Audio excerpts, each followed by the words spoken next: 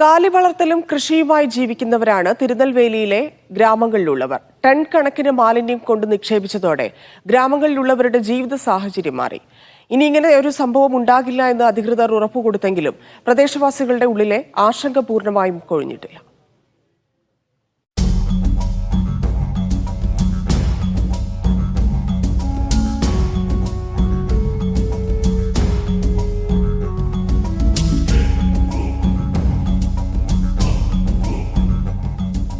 നേരം പുലരും മുമ്പേ കാലികൾ മേയാനിറങ്ങും. ആടും പശുവും പോത്തുമെല്ലാം പരന്നുകിടക്കുന്ന മേച്ചിൽപ്പുറങ്ങളിൽ മണിക്കൂറുകളോളം വിഹരിക്കും. അന്തിമയങ്ങുമ്പോൾ ഓരം ചേർന്ന് വീട്ടിലേക്ക്. തിരുനെൽവേലിയിലെ ഗ്രാമങ്ങളിലുള്ളവരുടെ പ്രധാന ഉപജീവന മാർഗം കന്നുകാലി വളർത്തലാണ്. ഒപ്പം നെല്ലും വാഴക്കൃഷിയും.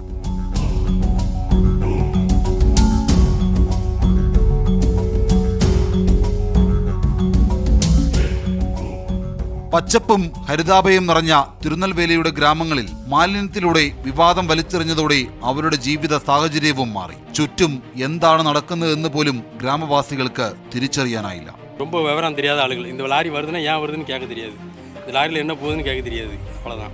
இவங்க பகல்லே வந்து கொட்டியிருந்தா கூட தெரியாது, யாருமே எதுவுமே கேட்க முடியாது. அங்கே மாடு வச்சுருந்தா கூட அவங்க ஏதோ பஞ்சாயத்துலேருந்து கொடுத்தாங்கன்னு நினச்சிட்டு போயிட்டே இருப்பாங்க. அவங்க கேட்டால் கூட பஞ்சாயத்துலேருந்து கொடுத்தாங்கன்னு சொன்னால் போயிடுவான். அவ்வளோதான். இந்த யாரும் கேள்வி கேட்க மாட்டாங்க.